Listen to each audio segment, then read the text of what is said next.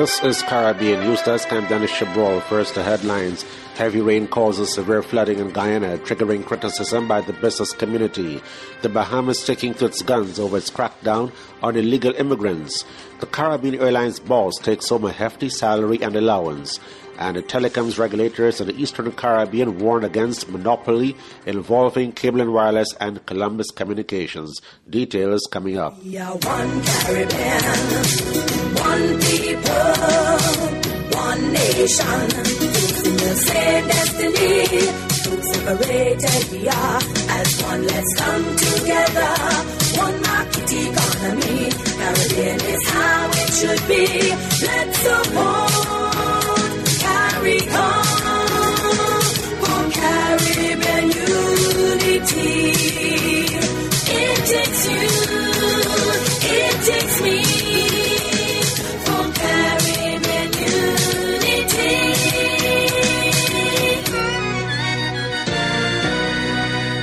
Thousands of Guyanese in the capital city, Georgetown, and other coastal areas are counting their losses as a result of severe flooding due to heavy rainfall overnight. Many stores and dwellings in lower flats have been inundated with several inches of water.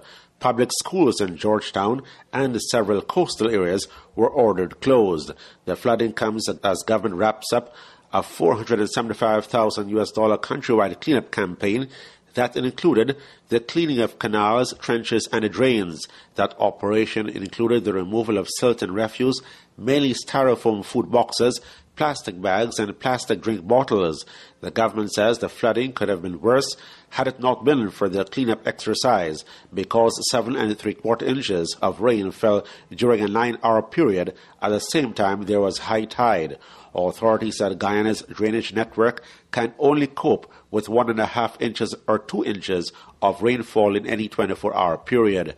Public Works Minister Robson Ben concedes that some of the drainage works have not been done properly. For some of the areas, we've noticed that where you have bridges and culverts, where you would have difficulty in getting under, that there are restrictions in the drains where they haven't been cleaned properly. We have to, as I said before, we have to ask those teams to go to those particular points, and this cleanup is still ongoing. I don't think it's finished. It's still ongoing. They'll have to go to those particular pinch points, if to use some term, to get those cleaned out so we could have enhanced flow. He says pumps are being deployed to continue discharging water into the sea and rivers during high tide. But the Private Sector Commission says it is tired of the usual excuses and wants an inquiry to find out what the lapses were and what should have been done to improve alert and reaction in the future. Chairman of the Private Sector Commission, Ramesh Prasad, says the drainage problem is not only about the volume of rainfall. Yeah, we would have taken the volume of rainfall into consideration, and we know that would have been a response that would have been given as a technical answer to the problem, but we believe the problem is beyond that too. It's compounded by other problems. The early warning system, I believe, failed us in this particular instance, and then I wasn't too impressed about the reaction afterwards. What we would have liked to see, the proper explanations being provided early, advisories given on how we should approach, especially issues like traffic and traffic management in the city to facilitate greater order, and the actual advisory with regards to pumping and the removing of water and so forth. The business organization says it continues to lose confidence in millions of dollars being spent on establishing Doppler weather stations, building a huge drainage canal, and cleaning the drainage network. The move by Cable and Wireless Communications and Columbus Communications to create a combined business operation is not going down well with the Eastern Caribbean Telecommunications Authority, or ECTEL. That regulatory body says that the proposed transaction can potentially result in a negative impact on competition and reducing consumers' choice of service and service providers. ECTEL cautions that under the current regulatory regime, telecommunications license holders, including Columbus and the CWC, may be in breach of their license if they engage in activities which may unfairly prevent, restrict, or distort competition. The impending deal between Cable and Wireless Communications and Columbus Communications will now be monitored by ECTEL and the National Telecommunications Regulatory Commissions, which will then advise ministers responsible for telecommunications in the 9-member sub-region. If the market is in problems, ECTEL can advise the ministers to intervene and protect it to ensure that consumers continue to benefit from a choice of service providers and the services. ECTEL expresses concern that combining of CWC and Columbus can impact negatively on the telecoms sector. The sub-regional telecoms regulator wants the OECS Commission to swiftly establish the OECS Competition Commission. The Bahamas' Foreign Minister Fred Mitchell prepares to brief the Organization of American States and the Caribbean Community CARICOM in his country's crackdown on illegal immigrants. Addressing the House of Assembly on Wednesday, he continued to fend off local and overseas attacks of the policy that has seen mainly Haitians being rounded up, detained, and deported. In an apparent response to organizations like Amnesty International and the Robert F. Kennedy Center for Justice and Human Rights, Mr. Mitchell insisted that his government was acting within the law. The policies are a logical consequence of the Constitution which we have, which does not confer citizenship by birth on children born in this country whose parents are not Bahamian. While one must be cognizant of the international dimension, these policies are for the Bahamas, and the only question, in my view, Bahamians need to ask is whether or not it is in the best interest of the Bahamas. The Bahamas has so far sent back 3,000 aliens to their home countries for this year. In an apparent reference to Haitian boat people, he said no government could tolerate numerous vessel loads of persons turning up on its shores with no visas, no jobs, or means to support themselves. The new policy introduced on November 1 requires all Bahamians to have passports and proof that they are permitted to live and work on that archipelago. The Caribbean Development Bank and the University of the West Indies will commemorate in 2015 the centenary of the birth of late St. Lucian economist Sir Arthur Lewis, the Caribbean's first Nobel laureate. The CDB says that Lewis's work continues to generate global interest, particularly in the field of development economics and with respect to the outcomes of institutions and the nations which have successfully applied policies which he proposed. CDB President William Warren was quoted as saying that Lewis's primary concern was with a practical application of economics to matters of public policy. Lewis, who died in 1991, served from 1970 to 1973 as the CDB's first president.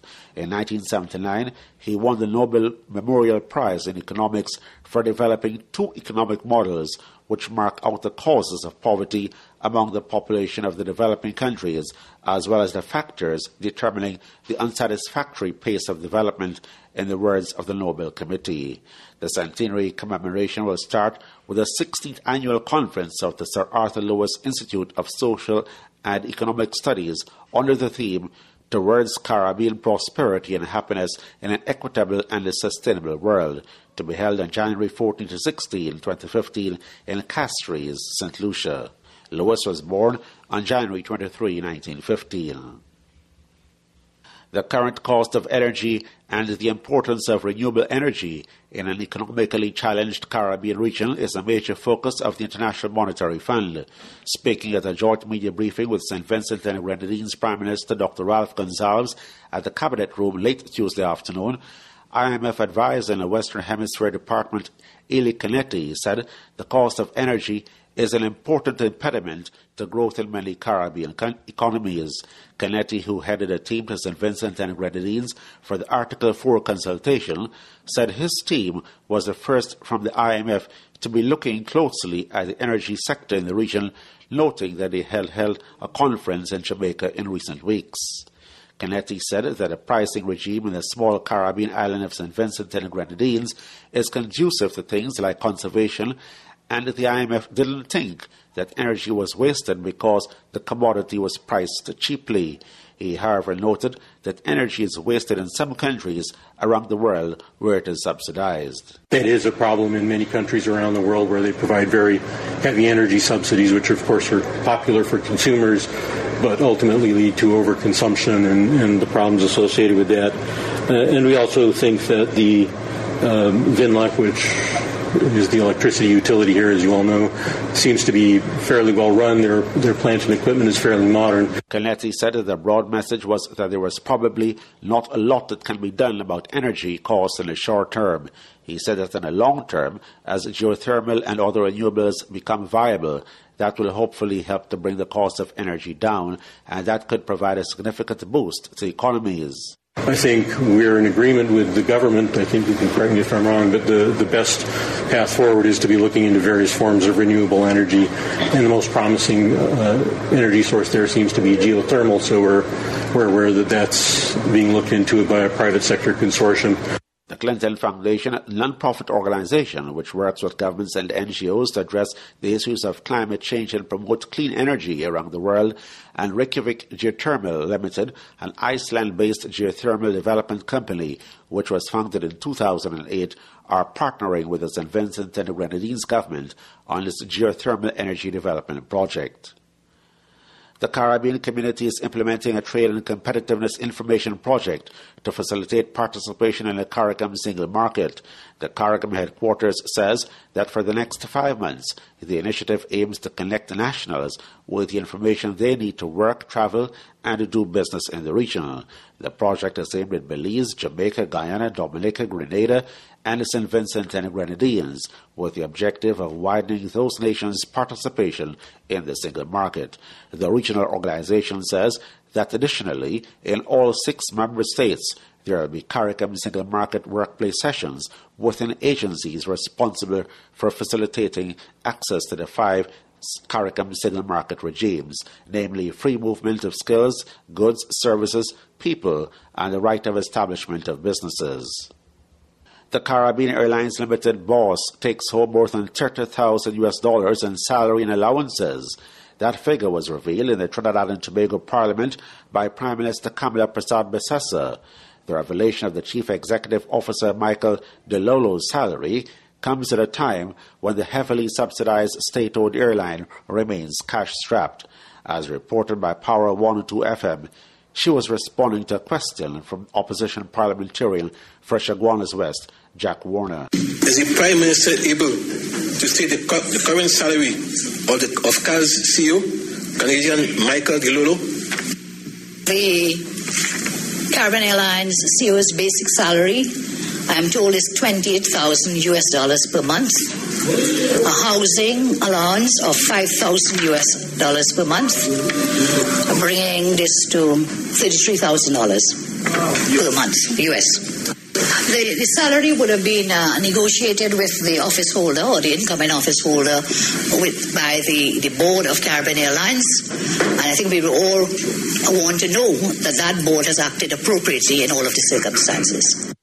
We are 15 states with a common goal, a unified purpose to face the world, enriching lives, empowering people, creating a strong economic region.